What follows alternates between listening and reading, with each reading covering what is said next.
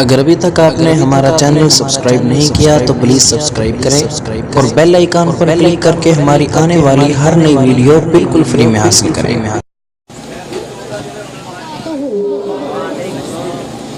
نحمدہ ونصلی علی رسولہ الکریم، اما بعد، فاعوذ باللہ من الشیطان الرجیم، بسم اللہ الرحمن الرحیم۔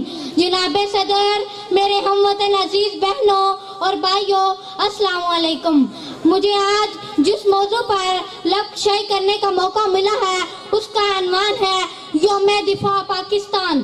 علی وقار، جہاد ہماری سرشت میں ڈال ہے، ہمیں ایمانی جذبوں سے موت کی آنکھوں میں آنکھیں ڈال کر مسکرانا آتا ہے۔ طریق شاہد کے کفر کی چیرہ دستیاں، باطل کی جلوہ آسمانیاں روزے ازل سے قبائے حق سے الجھتی رہی۔ طریق شاہد ہے کہ کہیں رب جلیل اپنے حلیل کے لیے نار کو گلزار بنا دیتا ہے تو کبھی فرعون کی ہدایت کی غارت گری کے لیے حضرت آسیہ کی گود میں حضرت موسیٰ کو پالتا ہے۔ اگر آج بھی ہو جو ابراہیم کا ایمان پیدا، اگر آج بھی ہو جو ابراہیم کا ایمان پیدا، آگ بھی کر سکتی ہے اندازے گلستان پیدا۔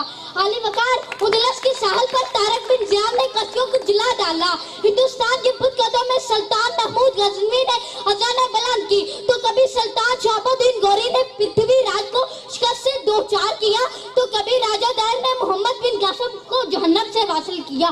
علی وقار، میں اس قوم کی بیٹی ہوں جن کے مجاہدین نعرہ تکبیر کی گود میں جب بلند ہوتے تھے نہ صرف سوار کرتا تھا بلکہ سواری بھی کر جاتی تھی۔ ہمارے مجاہدین کے سامنے مشرق و مغرب کی حدودوں کو یوں سمٹ کر رہ گئی۔ بقول شعر، مغرب کی وادیوں میں گونجی اذاں ہماری، مغرب کی وادیوں میں گونجی اذاں ہماری، تھمتا نہ تھا کسی سے سیل رواں ہمارا۔